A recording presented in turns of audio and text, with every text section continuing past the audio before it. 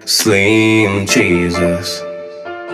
Yo mumeze mute bantu banyu mumeze mute reka nangire mbasuza rero mbifurize gukomeza kugubwa neza aho muri mwese rero muri kano kanya rero murabona ko naje na telefone yanjye nimba naje ni telefone rero mumenye ko ngiye kuba nabahereza amwe mu makuru ari kuba ari ku mbuga nkoranyambaga ni inkuru rero isohotse mu minsi yashize akaba ari inkuru abantu benshi bibajeho byinshi ndabanza nyisome iyo nkuru ndetse turebe dushyire comment zimwe na zimwe zigiye zitandukanye iyi nkuru ni inkuru tugiye kuba twasoma ku rubuga rwa thetracelive.com akaba ari inkuru ivuga ku mugore ndetse n'umugabo baje kwa bagirana amakimbirane bikavuga ko ngo umugabo nimo ngo aratemye umugore ka dusome turaza kwa tware uko bimeze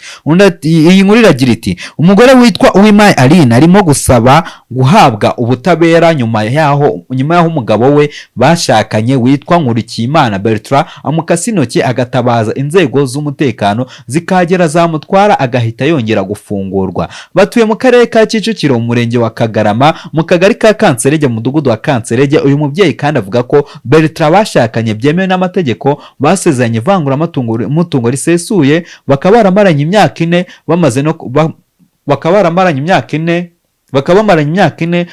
bamaze no kubyarana abana 3 ejo hashize rero tariki 3 z'ukwa 2023 nibwo uyu mugabo yaje mu rugo yirakaje afata ikirahure ashaka kugikubita mu mutwe uyu mugabo akinga akaboko kirameneka ati yafashe ikirahure ashaka kumena umutwe nega akaboko yafashe ikirahure ashaka kugikubita umugore ikirahure ashaka kugikubita ngo umugore mu mutwe umugore akinga akaboko kirameneka ati yafashe ikirahure ashaka kumena umutwe nega akaboko turakirwanira amahirwe ndatabaza abaturage baranabara n'inzego z'umutekano ziramutwara ariko natunguwe nuko navuye kwa muganga kubera intoki zari zangiritse nsanga bamurekuye uyu mugore kandi avuga ko ubu yaraye atanze ikirego kuri RIB station ya Kicukiro ariko nta cyizere afite ko bamufasha ati nta cyizere mfite ko nzabona ubutabera ndasaba ko nafashwa naho ubundi ubuzima bwanjye buri mu kaga isa n'isa umugabo yanyivugana uyu mugore kandi avuga ko umugabo we yigambaga ko ntacyo yaba akomeye nawe akaba ari byo ashingiraho kuko polisi yamukuye mu rugo amaze kumukomeretsa ariko bahise bamurekura uyu Bertrand kandi Nkurikiyimana niwe kandi nyiri company Ekens and Kenners ya Chassid President Kagame yigeze gukomozaho nk'urusimbi rwahombeje benshi mu Rwanda turaza ndetse gushaka inkuru hano nayo nkomeje ariko baraza gushaka inkuru y'uyu mubyeyi bamuganiriza gusa nyine ikintu avuga kuri iyi nkuru urumva ko nyine biri kuvuga ko nyine ngo umugabo yari agiye kwivugana ngo umugore we ngo sinzi ngo ukuntu byagenze ngo umugabo yaje ngo yarakaye ibintu nk'ibyo gusa nyine ikintu iyi nkuru ngiye ukuntu nayumvishe uyu mubyeyi cyangwa se uyu mugabo ngo yaramaze iminsi ngo agirana amakimbirane n'umugore we batabanye neza bahora bashwana then arangije ngo yashakaga nimba yashaka kwimuka nimba yashaka gukura ibintu bye bari bagiye mbese kugabana ibintu buri wese agatwara ibye cyane ko bari barasezeranye ivanguramutungo risesuye rero umugabo aravuga ati reka ngene mfata ibintu byanjye rero mu kujyayo ahita avuga ati rero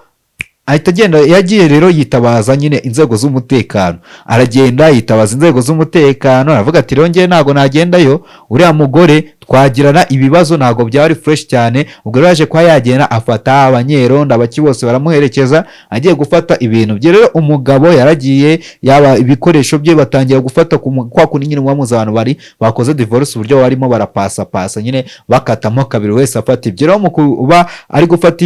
ibikoresho bye sinibukangwa akakoresho yabuze mu kubura ako gakoresho ariko impamvu yitwaje inzego z'umutekano nuko ngo yirindaga ko habaho ngo intambara ngo bitaza kuba byateza intambara cyangwa se byagiteza ikibazo ukabona arwanye n'umugore yitwaza inzego z'umutekano kugira ngo zibimufashe muri ukuntu byaje kuba byagenda ngo umugabo yarinjiye mu nzu ngo hari agakoresho ngo yabuze ngo mu bikoresho bye k'ingenzi nyine yakundaga ntago nkibuka neza gusa hari post yagiye ku mbuga nkoranyambaga iyo post niyo uhagarariye irondo aho yashyizeho post nyine ngo arimo aratanga amakuru y'ukuntu byagenze rero ngo ukuntu byagenze rero ubwo iyo post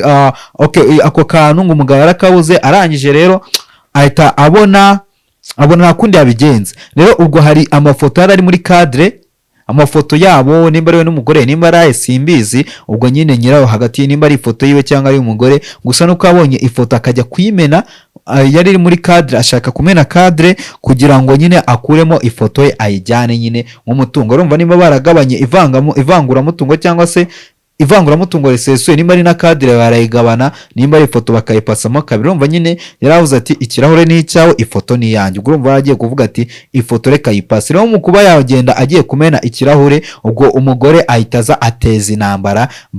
nyine aza ateza intambara ya danje ashaka ko barwana, ariko ntabwo yigeze abikora bishaka ngo amukwite cya kintu, ahubwo nimo ngo yaratambitse akaboko bikarangira akaboko kikase, ariko nyine bikavuga ko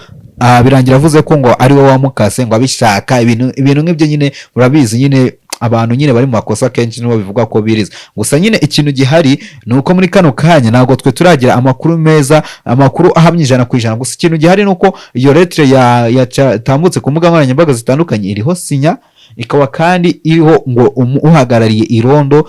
ryo muri uwo mudugudu iyo famiye barizwamo baje kwabarwa. Numva rero ni ibintu byadanje, ni ibintu bibabaje cyane kubona abantu bashakanye, kubona umuryango w'icyerekezo. Urumva ko bari bamaranye imyaka 4, bari bafitanye abana 3, ariko urumva ko ni ibintu bikomeye cyane. Urumva ko barwanye barakomana, kandi urumva ko ni n'abantu bari bakize, kuko uyu mugabo ngo yarasanzwe afite umufungo wa danje, yarasanzwe afite amafaranga, kuko urebye ngo ibaze umuntu yarafite kampani no watangije bya bintu bya chia seed. Igihingwa cya chia seed nima mukizi mwacyumvishe ejo bundi mu nama iheruka ku inama y'umushyikirano, aho Perezida Kagame yabuzaga abayobozi kwishora mu bintu bya tombora. Impamvu yabuzaga abayobozi kwishora mu bintu bya tombora nuko nyine ngo abantu bashoye mu gihingwa cya chia seed abenshi barahombye, nyine ntibyagenda fresh cyane. Ubwo urumva rero uyu mugabo ufite umufungo mwinshi rero yaje kwagirana ikibazo n'umuryango we cyangwa se na madamu we, ariko nyine biza kurangira madamu we avuze ngo nyine yamukase, then baramujyana babona na mpamvu yo kuba bamugumana baramurekura. Rero madamu we rero niyo mpamvu yashyize ira post hanze ari kutabaza. Ni no bwa mbere kandi tubonye inkuru ibintu ibintu bimeze gutya amafoto akajya hanze. Ubundi nyine byabaga byinshi, gusa sinzi impamvu nyine bantu baje kuba babigaragaza. Gusa nyine urumva nyine niko zubakwa, nako bimeze, ni ibibazo byo mu ngo, nta kundi twabigenza, nta n'icyo twabirenzaho. Gusa nyine reka twihanganishe nyine abana babo,